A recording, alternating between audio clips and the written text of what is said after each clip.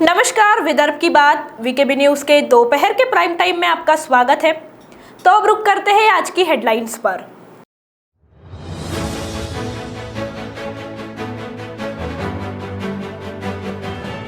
अमरावती में तेज रफ्तार कार दुर्घटना में 3 लोगों की मौत। हादसा इतना भीषण था कि एक मृतक का शव पेड़ पर लटका मिला।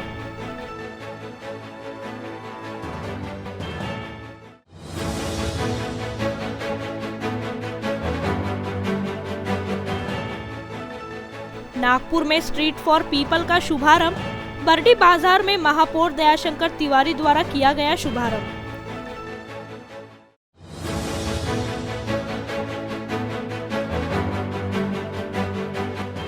और पुणे मेट्रो के प्रथम चरण के ट्रायल को उप मुख्यमंत्री अजित पवार ने दिखाई हरी झंडी।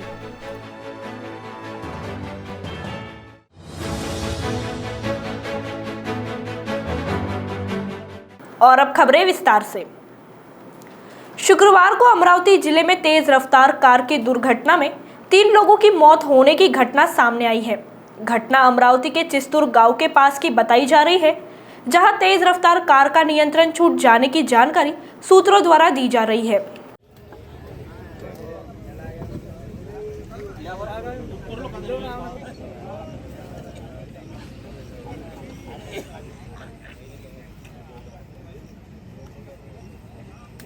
शुक्रवार तड़के अमरावती जिले में एक दर्दनाक सड़क दुर्घटना में 3 लोगों की मौत हो गई है, जहां अमरावती से नागपुर की ओर आने वाली स्विफ्ट कार इतने स्पीड में थी कि उसका अचानक चिस्तूर के पास नियंत्रण छूट गया, जिसके कारण कार पेड़ से टकरा गई, जिसमें सवार 3 यात्रियों की जगह पर ही मौत हो गई, जबकि इस घटना पर एक की जान बच जाने की बात बताई जा रही है।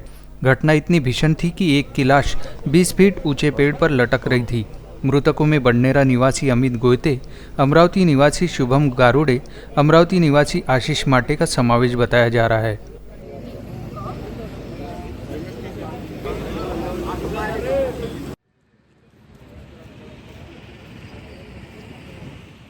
आज दिनांक 30 जुलै 2021 रोजी पोलीस स्टेशन तळेगाव येथे फोनद्वारे माहिती आली की नॅशनल हायवे क्रमांक 7 वरील हायवेवरील चिस्तूर गावाजवळ एका मोटरसायकल 4 व्हीलर गाडीचा अपघात झालेला आहे आणि त्या अनुषंगाने काही इसम गाडीत फसून असून काही लोकांचे मृत्यू झालेले अशी माहिती मिळाल्यावरून पोलीस स्टेशनमध्ये कार्यरत असलेले पोलीस कर्मचारी घटनास्थळी पोहोचले। तर घटनास्थळ हे चिस्तूर गावाच्या अमरावतीवरून नागपूरकडे येणाऱ्या एका शेताच्या जवळचे असून तिथे वाहन अपघातग्रस्त होते आणि त्यात मग गावातील स्थानिक लोकांच्या मदतीने आम्ही वाहनामध्ये असलेले 3 इसम तिचे अपघातामध्ये मरण पावलेले आहेत त्यांचे मृतदेह घटनास्थळावरून बाहेर काढले आणि तिथे एकंदर साक्षीदारांचे बयान नोंदवले आणि घटनास्थळाची पाहणी केली तर असं प्राथमिक दर्शनी असं दिसून येत आहे की जो मोटारचा जो चालक होता त्याचा त्या वाहनावरील ताबा नियंत्रण सुटल्याने वाहन त्याचं आउट ऑफ कंट्रोल झाले आणि ते वाहन रोडच्या खाली उतरून झाडाला टकरावून ते अपघात झाले आणि त्या अपघातामध्ये 3 लोक मरण पावले असून त्यातला एक जो प्रवासी होता जखमी झालेले आहे।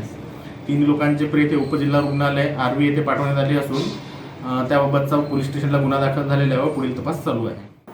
नागपुर के बरडी मार्केट को सुरक्षित व सुंदर करने के लिए नागपुर महानगर पालिका द्वारा स्ट्रीट फॉर पीपल की शुरुआत नागपुर के महापौर दयाशंकर तिवारी द्वारा की गई।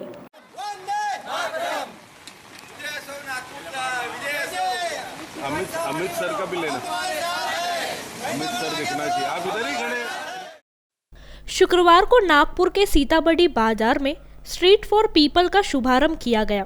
Nagpur smart and sustainable city development corporation limited द्वारा सीताबर्डी को स्ट्रीट फॉर पीपल घोषित किया गया है। उसका शुभारंभ शुक्रवार को महापौर दयाशंकर तिवारी शहर के वैरायटी चौक पर स्ट्रीट फॉर पीपल के जरिए नागरिकों से बाजार सुंदर और सुरक्षित रखने का आह्वान किया गया। इस दौरान इंडिया साइकिल चैलेंज अंतर्गत केंद्र सरकार व स्मार्ट सिटी द्वारा नागपुर को 1 करोड़ का पुरस्कार घोषित होने के बाद साइकिल रैली भी निकाली गई। स्मार्ट सिटीचा अंतर्गत इंडिया फॉर सायकल या मूवमेंट अंतर्गत नागपूर म्युनिसिपल कॉर्पोरेशनच्या हद्दीत तयार करण्यात येणारी स्मार्ट सिटीच्या माध्यमातून शहरांच्या नागरिकांच्या सोयीच्या दृष्टीने एक सायकल ट्रॅक तयार करण्यात आला।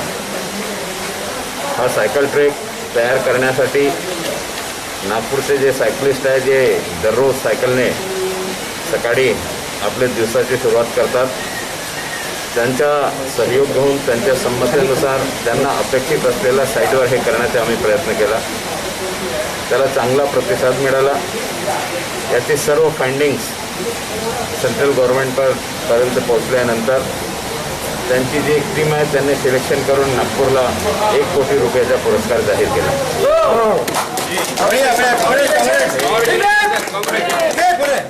नागपूरकरांसाठी आनंदाची बातमी आहे आणि विशेषतः जर ट्रॅक झाला असता आणि तिथे सायक्लिस्ट राहिलेच नसते तर हा पुरस्कार मिळाला नसता. ट्रॅक सुरू झाल्यानंतर सायक्लिस्टने त्यांचा वापर केला. त्यांचे जे मनोगत आहेत ते सुद्धा शासनापर्यंत पोहोचवण्याचा महानगरपालिकेच्या माध्यमातून प्रयत्न आला आणि या सगळ्यांचा संयुक्तिक प्रयास म्हणून नागपूरकरांचा विजय असं म्हणायला काही हरकत नाही. मी संपूर्ण नागपूरकरांना हार्दिक शुभेच्छा देतो, हार्दिक अभिनंदन. त्यानंतर आणखीन 2 विषयासाठी स्मार्ट सिटी प्रयत्न करत आहे. हा जो बर्डीचा मेन रोड आहे, हा बर्डीचा मेन रोडचा ट्रॅफिक सुरळीत झाला पाहिजे. इथे अतिक्रमणा किंवा हॉकर्समुळे जे रस्त्यात येण्या जाण्यासाठी गोची होते ते नाही झाली पाहिजे. नमस्ते, मैं दीपांकी पाल, नागपुर की पहली बाइसिकल मेयर।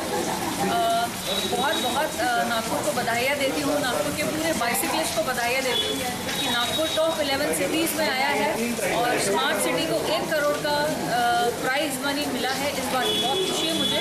साथ ही साथ ये बात जाहिर करना चाहूँगी कि मैं बहुत खुशनसीब हूँ कि ये प्रोजेक्ट मैंने स्मार्ट सिटी को दिया और दयाशंकर तिवारी जी के नेतृत्व में ये हुआ है। ये बहुत अच्छी बात है और स्मार्ट सिटी ने बहुत अच्छा काम किया है। मुझे लगता है बाइसिकलिस्ट के लिए बहुत अच्छा समय आने वाला है और आगे भी हम काम करते रहेंगे। बहुत बहुत धन्यवाद। नमस्कार, आपल्या सर्वांना माहिती आहे आपलं नागपूर शहर सायकलिंगच्या मॅपमध्ये एक अत्यंत महत्त्वाचं स्थान आपल्याला मिळालेले. देशभरामध्ये 11 शहर या कॉम्पिटिशनमध्ये शॉर्टलिस्ट करण्यात आलेले. त्याच्या पहिल्या टप्प्यामध्ये आपल्याला 1 कोटी रुपयाचं पुरस्कारसुद्धा जाहीर करण्यात आलेले. केंद्रीय भारत सरकारच्या या कॉम्पिटिशनमध्ये या स्पर्धामध्ये भाग घेणे अत्यंत महत्त्वाचे आहे. भाग घेऊन त्यामध्ये पुरस्कार मिळवणे म्हणजे हे सगळं आपलं प्रत्येक नागपूरचं नागरिकांचं, प्रत्येक नागपूरांचं, आपल्या सगळ्यांचं सन्मानाचा भाग आहे. यामध्ये नागपूर स्मार्ट सिटीनी नागपूर महापालिकाचं साथ घेऊन इथलं स्थानिक सायकलिंग असोसिएशन आहे सगळ्यांचं म्हणून मागच्या वर्षभरापासून वेगवेगळे उपक्रम आपण करत आहोत. महिन्याला 1 दिवस प्रत्येकाने सायकलनी कार्यालयात जाणे, डेडिकेटेड सायकल ट्रॅक CSR मार्फत उपलब्ध करून देणे, लोकांना सायकलिंगच्या बद्दलचं आवड निर्माण करणे, इंडिया पेडलचं चॅलेंज करणे, अशा प्रकारचे विविध उपक्रम आपण करत आहोत. एकंदरीत याचा सगळ्यांचा परिणाम आपण दिवसानुदिवस शहरामध्ये बघत आहोत. मला आनंद आहे. याचा दखल केंद्र सरकारने घेतलेले एक थर्ड पार्टीनी ज्यावेळी याचा अभ्यास केले त्यावेळी देशभरामध्ये शहरामध्ये आपल्या शहराचं नाव आलेले आहे. मला विश्वास आहे आपला जे सुरुवात आहे ते अजून पुढे जाणार आहे आणि एकंदरीत आपल्याकडे जे सायकल एक आपल्या लाईफमध्ये एक पार्ट होणार आहे, म्हणजे डे टू डे लाईफमध्ये. अशा पद्धतीने आपलं शहर पुढे वाटचाली करेल. त्याच्यातून आपलं जे शहराचं जे पोल्युशन कमी होण्यामध्ये, लोकांचा हेल्थ इम्प्रूव्ह होण्यामध्ये असे बरेच काही फायदा होणार आहे. आपल्याला ट्रैफिक कमी करने असं बरेच खूप फायदा होणार है। शुक्रवार को पुणे में मेट्रो के प्रथम चरण के ट्रायल को हरी झंडी दिखाई गई। राज्य के उप मुख्यमंत्री अजित पवार की उपस्थिति में ये कार्यक्रम संपन्न हुआ। इस दौरान उप मुख्यमंत्री अजित पवार ने पुणे में मेट्रो के कार्य पर संतुष्टि व्यक्त करते हुए अपनी प्रतिक्रिया दी।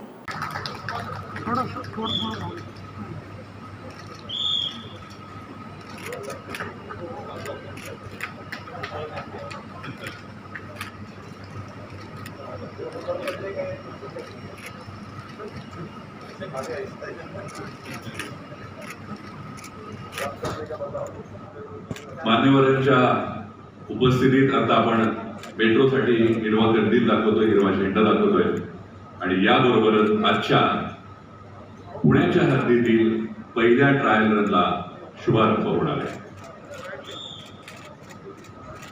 पद्धतीकडे होत राहणार आहे आणि लवकरच आपल्याकडे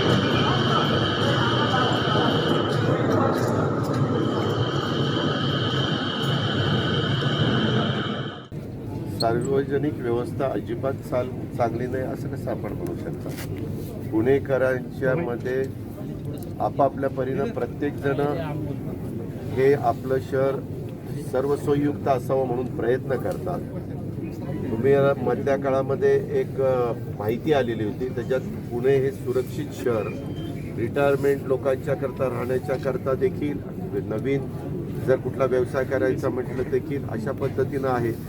आणि त्या प्रकारेच महानगरपालिका असेल, राज्य सरकार असेल, केंद्र सरकार असेल, सगळेजण आपल्या आपल्या परीनं प्रयत्न करतात. मी मगाशी बोलत असताना सांगितलं, कालच राज्याच्या प्रमुखांनी PMRDAच्या संदर्भातला प्रारूप आराखडा जो तयार केला, त्याच्यामध्ये उद्याची 50 वर्ष डोळ्यासमोर ठेवून ह्या शहराच्या वाढीव क्षेत्राच्या करता काय काय पाहिजे त्या सगळ्याचा समावेश करण्याचं काम आम्ही त्या ठिकाणी केलेलं आहे. त्याच्यामुळं प्रत्येक बाबतीमध्ये ह्या गोष्टी कशा करता केल्या जात आहेत. आज एवढं करोनाचं संकट आहे, आज आर्थिक ओढाताण सगळ्यांचीच आहे, केंद्राची पण आहे, राज्याची पण आहे, बाकीच्या संस्थांची पण आहे. तुम्ही जर पुणे महानगरपालिकेचं बघितलं तर त्यांचंही उत्पन्न घटलेलं आहे, राज्य सरकारचं उत्पन्न घटलेलं आहे, टॅक्सचं केंद्राचं उत्पन्न घटलेलं आहे. पण जरी उत्पन्न घटलेलं असलं तरी विकास झाला पाहिजे. हे इन्फ्रास्ट्रक्चरच्या बाबी लवकरात लवकर पूर्णत्वाला गेल्या पाहिजे, अशाच प्रकारचा प्रयत्न चालू आहे. आणि त्याकरता सगळ्या पुणेकरांची पण साथ आहे. तशा प्रकारचा प्रयत्न आम्ही करतो. हिंदी फिल्म में लीड रोल देने का लालच देकर अभिनेत्री से वासना की मांग करने वाले हवस के पुजारी को महाराष्ट्र नवनिर्माण सेना ने अपनी स्टाइल में सबक सिखाया। घटना मुंबई के ठाणे की बताई जा रही है, जहां पीड़ित अभिनेत्री ने उससे हुई शरीर सुख की मांग की शिकायत महाराष्ट्र नवनिर्माण फिल्म सेना से कर दी और फिर जो हुआ वो आपके सामने है।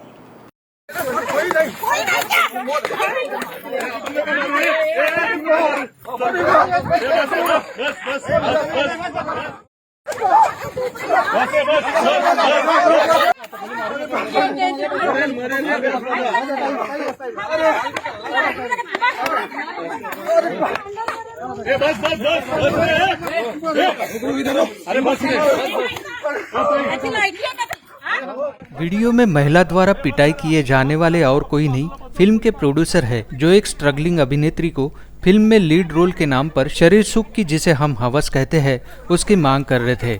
और इस बात की शिकायत जब पीड़ित अभिनेत्री ने मन से फिल्म सेना को की, तब पूरी शिद्दत के साथ इस फिल्म प्रोड्यूसर की इस तरह से धुनाई मन से कार्यकर्ताओं और महिलाओं ने कपड़े फटने तक कर दी।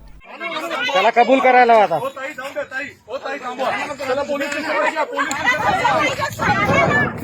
मामला मुंबई के ठाणे का बताया जा रहा है, जब अभिनेत्री की एक फिल्म में लीड रोल के बदले हम बिस्तर होने की शर्त रखी गई थी, जिसके लिए उत्तर प्रदेश से प्रोड्यूसर आने का हवाला देकर उन्हें खुश करने को कहा गया। इस बात से परेशान स्ट्रगलिंग अभिनेत्री ने इसकी सीधी शिकायत महाराष्ट्र नवनिर्माण फिल्म सेना को कर दी, जिसके बाद इन हवस के पुजारियों को समय देकर जगह पर बुलाया गया, जहां उनके मनसे द्वारा जमकर पिटाई की गई। नमस्कार. आज सकाळी आमचे मनसे चित्रपट सेनेचे उपाध्यक्ष श्री पद्मनाभ राणे यांना एका अभिनेत्रीने फोन केला की तिला एका काल कास्टिंग डिरेक्टरनी कॉल केला होता की तुला एका हिंदी सिनेमामध्ये कास्ट केलेला आहे, पण जर का तुला तो लीड रोल हवा असेल तर उद्या ते प्रोड्युसर्स UPवरनं मुंबईत येणार आहेत, लखनौवरनं मुंबईत येणार आहेत. तुला त्यांच्याबरोबर त्यांना खुश करावं लागेल, तुला कॉम्प्रोमाइज करावं लागेल, तर तुला त्या मोठ्या फिल्ममध्ये रोल मिळेल. त्या मुलीने हिंमत दाखवली, त्या घरच्यांच्या कानावर घातलं. तिच्या घरच्यांनी मनसे चित्रपट सेनेच्या आमच्या पदाधिकाऱ्यांच्या कानावर घातलं. त्यांनी मला फोन केला, म्हटलं ताबडतोब त्यांनी ट्रॅप करा आणि त्यांना पकडा आणि त्यांना पोलिसांच्या हवाली करा. आज या चारही नराधमांना ठाण्याला घोडबंदर रोड इथे एक फार्म हाऊस आहे, तिथे त्या मुलीला ती मुलगी त्यांच्या बरोबर गेली. आपले मनसेचे कार्यकर्ते सगळे सहकारी त्यांच्या मागावर होतेच. त्या मुलीने हिंमत दाखवली आणि आता पोलिसांनी त्यांना अटक केली. आणि त्यांच्याकडे असं कळलं आता मला की त्यांच्याकडे कट्टे पण सापडलेत. त्यांची नाव आहे गिरिजेश यादव, दुसरा बिरालाल यादव, राहुल यादव आणि कंचन यादव. ही सगळी लखनौची माणसं आहेत. आता यांना आमच्या लोकांनी पोलिसांकडे पकडून दिलेलं आहे. तर आणि त्या मुलीचं फक्त मी नाव नक्की जाहीर नाही करणार, पण त्या मुलीच्या हिमतीला सलाम, धन्यवाद. जय जय महाराष्ट्र. वैसे कास्टिंग काउच एक ऐसी बीमारी है जिससे पूरा बॉलीवुड इन दिनों जकड़ा हुआ है। ऐसे में आए दिन ऐसे मामले सामने आते हैं कि अभिनेत्रियों को हम बिस्तर के लिए बड़ा बड़ा प्रलोभन दिया जाता है। कोई ऐसे प्रलोभन का शिकार हो जाता है तो कोई अपने सिद्धांतों पर अड़े रहकर हवस के पुजारियों को इस कदर सबक सिखाता है, जैसे इस मामले में हुआ, जिसमें उस अनजान अभिनेत्री को साथ मिला मनसे फिल्म सेना का, और मनसे ने अपने स्टाइल में ऐसा जवाब दिया कि ये लोग ऐसे सोचने की भी भूल से कोशिश सपने में नहीं करेंगे। मुंबई में ब्यूरो रिपोर्ट के साथ नागपुर से मुकेश हेड़ाऊ, वीकेबी न्यूज के लिए। क्राइम ब्रांच के सामाजिक सुरक्षा विभाग ने सेक्स रैकेट चलाने वाली 2 महिलाओं को गिरफ्तार किया। एक साथ पुलिस ने 2 स्थानों पर छापेमारी की। 3 पीड़ित युवतियों को पुलिस ने अपने कब्जे में लिया। आश्चर्य की बात यह है कि एक महिला अपने नाबालिग बेटी के सामने यह काम कर रही थी। पकड़ी गई महिलाओं में श्रावण नगर वाटोड़ा निवासी शालिनी राजू पटेल और संजुबा स्कूल के पीछे उमरेड रोड निवासी विद्या धनराज फुलजेले का समावेश है। पुलिस को जानकारी मिली थी कि शालिनी युवतियों को पैसों का प्रलोभन देकर अपने घर में देह व्यवसाय चलाती है। पुलिस ने पंटर को ग्राहक बनाकर काम में लगाया। उसने शालिनी से सौदा तय किया और पुलिस को इशारा दे दिया। पुलिस ने शालिनी के घर पर छापा मारा तो 2 युवतियां मिली। उसकी 17 वर्षीय बेटी भी वही मौजूद थी। पुलिस ने पीड़ित युवतियों को अपने कब्जे में लिया। शालिनी की बेटी को संरक्षण के लिए बाल संरक्षण गृह में भेजा गया। शालिनी के खिलाफ वाठोड़ा थाने में पीटा एक्ट के तहत मामला दर्ज कर गिरफ्तार किया गया। पुलिस की कार्रवाई चल रही थी कि विद्या फुलझेले ने पंटर को कॉल किया, उसे अपने अड्डे पर बुलाया। पुलिस को पूरा संदेह था कि विद्या भी अपने घर से ही देह व्यवसाय कर रही है। तुरंत एक टीम तैयार कर पंटर के पीछे भेज गई पुलिस ने विद्या के घर पर छापेमारी की। उसके यहाँ एक पीड़ित युवती मिली। पीड़ित युवती को अपने कब्जे में लेकर विद्या के खिलाफ हुड़केश्वर थाने में पीटा एक्ट के तहत मामला दर्ज कर गिरफ्तार किया गया। सिटी में बढ़ रहे डेंगू और मलेरिया के बढ़ते प्रकोप पर नियंत्रण के लिए विभागीय आयुक्त प्राजक्ता लवंगारे ने सभी संबंधित अधिकारियों को प्रतिबंधात्मक उपयोजना तत्काल शुरू करने का निर्देश बैठक में दिया है। इस संदर्भ में उन्होंने मनपा, एनआईटी और क्रेडाई के प्रतिनिधियों की संयुक्त बैठक ली। उन्होंने कहा, सिटी में बड़े पैमाने पर निर्माण कार्य चल रहे हैं। सड़क निर्माण भी हो रहे हैं, जिसके चलते गड्ढों में बारिश का पानी जमा हो रहा है। ऐसी जगहों पर कीटनाशक का छिड़काव करने का निर्देश उन्होंने दिया। बैठक में बताया गया कि सिटी में 15 दिनों में 177 मरीज पाए गए हैं और सर्वाधिक मरीज धर्मपेट और सतरंजीपुरा जोन में पाए गए हैं। उन्होंने कहा कि डेंगू प्रतिबंधक उपयोजना में आउटब्रेक कंट्रोल और बायोलॉजिकल कंट्रोल महत्वपूर्ण है। मच्छर और उसके अंडे नष्ट करने को प्राथमिकता दी जाए। घरों में जमा पानी नष्ट करने के लिए एक दिन सूखा दिन मनाया जाए। एनआईटी चेयरमैन मनोज सूर्यवंशी ने बैठक में बताया कि सिटी में लगभग 600 जगहों पर निर्माण कार्य शुरू है। क्रेडाई के माध्यम से सभी जगहों पर डेंगू प्रतिबंधात्मक उपाय किया जा रहा है।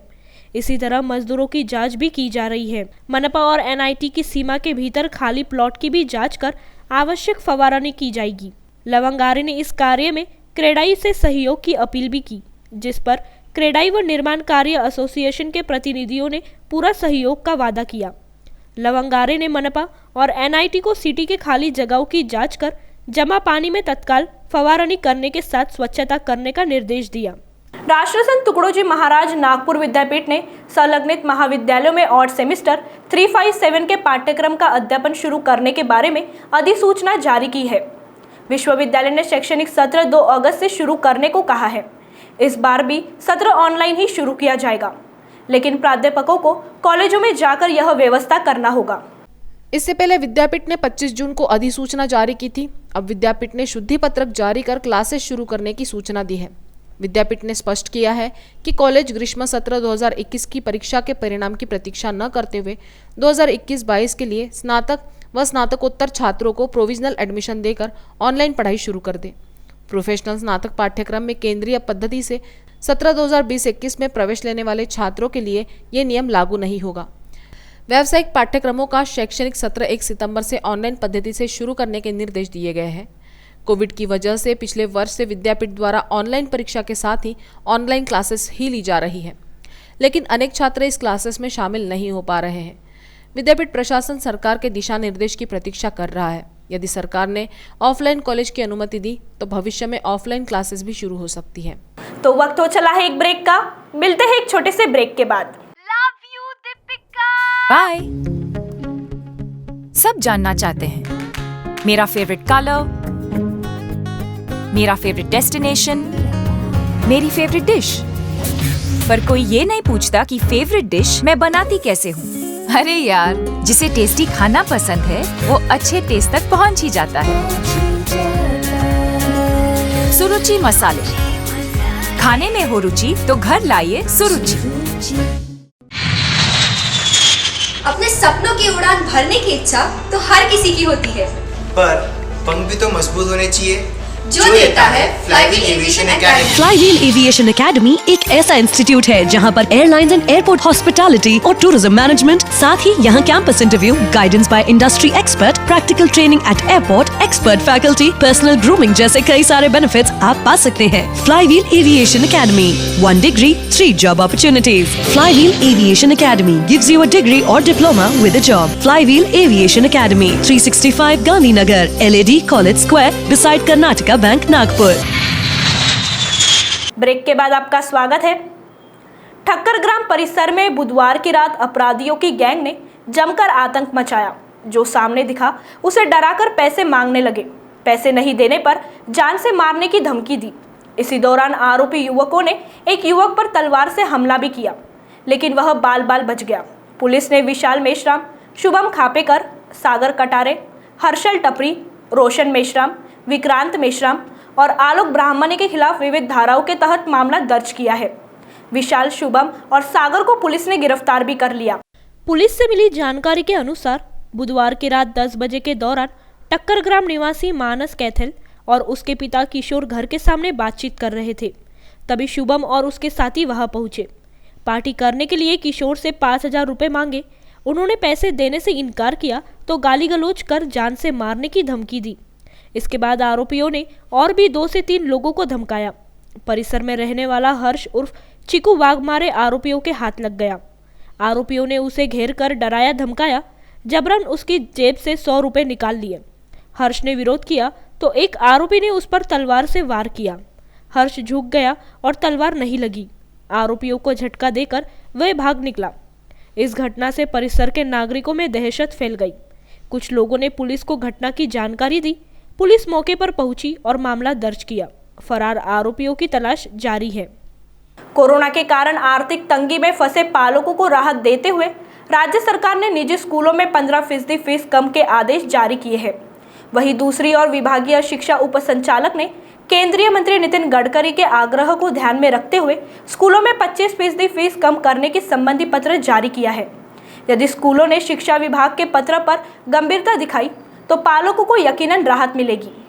शाला शुल्क में कटौती की मांग को लेकर पिछले दिनों कुछ पालक संगठनों ने केंद्रीय मंत्री नितिन गडकरी से मुलाकात की थी। इस दौरान फीस में कटौती करने की मांग की गई थी। गुरुवार को विभागीय शिक्षा उप संचालक वैशाली जामदार ने राज्य सरकार के निर्णय व केंद्रीय मंत्री गडकरी की सूचना के अनुसार शिक्षा अधिकारियों को पत्र जारी किया है। इसमें शिक्षा अधिकारियों के अधीन स्कूलों में 25% तक फीस कटौती करने की अपील की गई है। फीस में कटौती सत्र 2020-21 व 2021-22 के लिए ही होगी। साथ ही फीस नहीं जमा करने वाले छात्रों की ऑनलाइन क्लास बंद नहीं करने, बिना मांग किए टीसी नहीं देने और छात्रों को शिक्षा से वंचित नहीं रखने के निर्देश दिए हैं। इस संबंध में प्राइवेट स्कूलों से रिपोर्ट मंगाने के भी निर्देश विभाग के शिक्षा अधिकारियों को दिए हैं।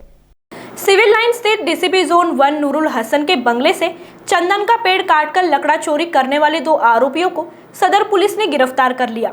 उनका एक साथी अब भी फरार है। पकड़े गए आरोपियों में गोन्ही काटोल निवास राजेश उर्फ राजा केशवराव गुजरवार और रूपेश गोकुल मोरडिया का समावेश है। ओम प्रकाश उर्फ सचिन तेजराम गुजरवार की तलाश पुलिस कर रही है।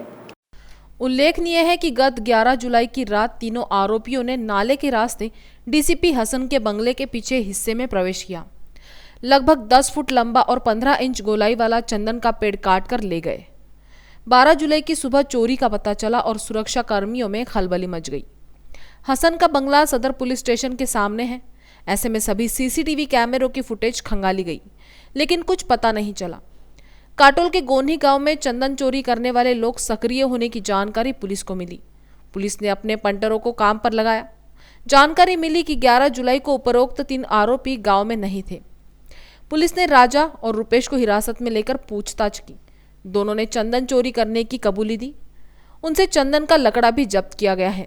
इंस्पेक्टर संतोष बकाल और धनंजय पाटिल के मार्गदर्शन में API Vilas Mote, ASI Ajay Garje, head constable Bhaskar Rokade, Vijendra Yadav, Harish Badhiye, Sudhir Maravi, आशीष बहाल और रुपेश हिवराले ने कार्रवाई को अंजाम दिया। 10वीं का रिजल्ट आने के साथ ही जरूरी प्रमाण पत्र बनाने के लिए जिला अधिकारी कार्यालय स्थित सेतु और तहसील कार्यालय स्थित सेतु में विद्यार्थियों व उनके अभिभावकों की भीड़ उमड़ रही है। लेकिन पिछले 2 दिनों से कार्यालयों की इंटरनेट सेवा ठप होने के चलते प्रमाण पत्र नहीं बन पा रहे हैं। विद्यार्थियों को शहर में संचालित दूसरे महा ई सेवा केंद्रों में जाने की सलाह दी जा रही है, जबकि शहर के कुछ ई सेवा केंद्रों में भी इसी तरह की समस्या के चलते कामकाज ठप बताया जा रहा है। लोगों को यहाँ से वहाँ भटकना पड़ रहा है। सेतु के अधिकारी ने बताया कि बीएसएनएल की कुछ तकनीकी गड़बड़ी से इंटरनेट सेवा बंद हो गई है। इसके लिए जिला प्रशासन जिम्मेदार नहीं है। जल्द से जल्द व्यवस्था सुचारू करने के लिए बीएसएनएल को कहा गया है, लेकिन कोई सुनवाई नहीं हो रही है। उन्होंने बताया कि बिना इंटरनेट शुरू हुए प्रमाण पत्र बनने की उम्मीद नहीं है। दूसरे महा ई सेवा केंद्रों से ये बनवाया जा सकता है। बताते चले कि सेतु कार्यालय और तहसील कार्यालय में प्रमाण पत्र बनाने का ठेका सरकार ने एक निजी कंपनी को दिया है। कंपनी की लापरवाही के चलते इस तरह की दिक्कतें आती ही रहती है। अभिभावकों का कहना है कि भारत सरकार का डिजिटल इंडिया केवल विज्ञापनों में चमकता हुआ नजर आता है, जबकि हकीकत कुछ और ही है। 16 जुलाई को 10वीं बोर्ड के रिजल्ट के समय महाराष्ट्र शासन के शिक्षा विभाग की वेबसाइट ही क्रैश हो गई थी। मत्स्य पालन के व्यवसाय में पैसा निवेश करने के नाम पर फॉर्चून एक्वा और विजन फिशरीज कंपनी ने करोड़ों रुपयों का घोटाला किया। कोई अधिकार नहीं होते हुए भी लोगों से व्यवसाय में पैसा निवेश करवाया गया। केवल 4 महीने लोगों को मुनाफा दिया गया और इसके बाद पैसा मिलना बंद हो गया। पिछले 3 वर्षों से कंपनी का संचालक लोगों को पैसा वापस करने का भरोसा दिलाता रहा और आखिर में गायब हो गया। अब तक 6 शिकायतकर्ता पुलिस के सामने आए हैं और डूबी हुई रकम 1 करोड़ 14 लाख रुपए है। माना जा रहा है कि यह घोटाला 100 करोड़ से ज्यादा का होगा। इस मामले में आर्थिक अपराध अन्वेषण शाखा द्वारा शिकायत की प्राथमिक जांच के बाद कंपनी के संचालक श्री ओम अपार्टमेंट, राम मंदिर रोड, कामठी निवासी राजेश तालाचंद बंसोड़ और मैनेजर राजेंद्र वाघमारे के खिलाफ सीताबर्डी थाने में धोखाधड़ी, एमपीआईडी और आरबीआई एक्ट सहित विविध धाराओं के तहत मामला दर्ज किया गया है। वर्ष 2016 में बंसोड़ ने नागपुर में फॉर्चून एक्वा कंपनी शुरू की। इसका कार्यालय रामदासपेट के चेतना अपार्टमेंट में था। बाद में विजन फिशरीज के नाम पर भी व्यवसाय शुरू किया गया। मत्स्य पालन में क्रेज कल्चर को बढ़ावा देकर देश भर में मछली सप्लाई करने की योजना बनाई। इसमें लोगों से पैसा निवेश करवाने के लिए आरबीआई से किसी प्रकार की अनुमति नहीं ली गई। नॉन बैंकिंग फाइनेंस कंपनी का लाइसेंस भी नहीं लिया गया। लोगों को बताया गया कि उनके द्वारा निवेश की जाने वाली रकम से समूचे विदर्भ के तालाब और बांध में मत्स्य पालन किया जाएगा। बीज डालकर बड़े पैमाने पर मछलियां उत्पादन किया जाएगा। इस व्यापार में मोटा मुनाफा है। निवेश की गई रकम पर 25 महीने बाद से 1.5 गुना मुनाफा मिलेगा। इस तरह कई लोग कंपनी के जाल में फंसे शिकायत करने आगे आए। 6 निवेशकों ने 1 करोड़ 14 लाख रुपए कंपनी में निवेश किया। 4 महीने तक उन्हें पे आउट दिए गए, लेकिन जनवरी 2018 के बाद किसी प्रकार का लाभ नहीं मिला। गणेश उत्सव को भले ही 1 माह से अधिक का समय बचा हो, लेकिन अभी से कारीगरों से मूर्तियों को बनाने का काम जोरों पर शुरू किया जा चुका है। केंद्र सरकार ने पीओपी की मूर्तियों पर पाबंदी लगा चुकी है। इसके मद्देनजर कहीं भी पीओपी की मूर्तियों का निर्माण, आयात और बिक्री न हो, इसका कड़ाई से पालन करने का निर्देश स्वास्थ्य समिति सभापति महेश महाजन ने दिए। पीओपी की मूर्तियों को लेकर मनपा मुख्यालय में बैठक ली गई। धन कचरा व्यवस्थापन के उपायुक्त राजेश भगत ने कहा कि केंद्र सरकार की ओर से पीओपी मूर्तियों पर पाबंदी लाए जाने के बाद कुछ मूर्तिकार अदालत गए थे। जनभावना को देखते हुए न्यायालय द्वारा पीओपी मूर्तियों को लेकर महत्वपूर्ण आदेश जारी किए, जिसके अनुसार पीओपी मूर्तियां बेचने वालों की दुकानों के सामने यहां पीओपी की मूर्तियां बेची जाती है। इस तरह का बोर्ड लगाना अनिवार्य है। साथ ही पीओपी की मूर्तियों की पहचान उजागर करने के लिए मूर्ति पर लाल निशान लगाना भी जरूरी है। इसी आधार पर मनपा की ओर से अदालत के आदेश का पालन किया जा रहा है। अधिकारियों की ओर से जानकारी दिए जाने के बाद सभापति ने तुरंत कार्यवाही शुरू करने की हिदायत दी। सभापति ने कहा कि केंद्र सरकार की ओर से अब पीओपी पर पूरी तरह पाबंदी लगा दी गई है, जिससे शहर में कहीं भी पीओपी की मूर्ति उपलब्ध न हो। इस दृष्टि से कार्रवाई होनी चाहिए। शहर में किसी भी मार्ग से पीओपी की मूर्ति न आ पाए, इसके लिए पुलिस को नाकाबंदी संबंधी पत्र देने की सूचनाएं भी उन्होंने दी। नाकाबंदी कर पीओपी की मूर्तियों का प्रवेश रोका जा सकता है। इसके बावजूद यदि पीओपी मूर्तियों की बिक्री हो रही है तो विक्रेता पर कार्रवाई करने के निर्देश भी दिए। तो दोपहर के प्राइम टाइम में अभी इतना ही। आपसे फिर मुलाकात होगी, तब तक बने रहिए वीकेबी न्यूज़ के साथ। नमस्कार।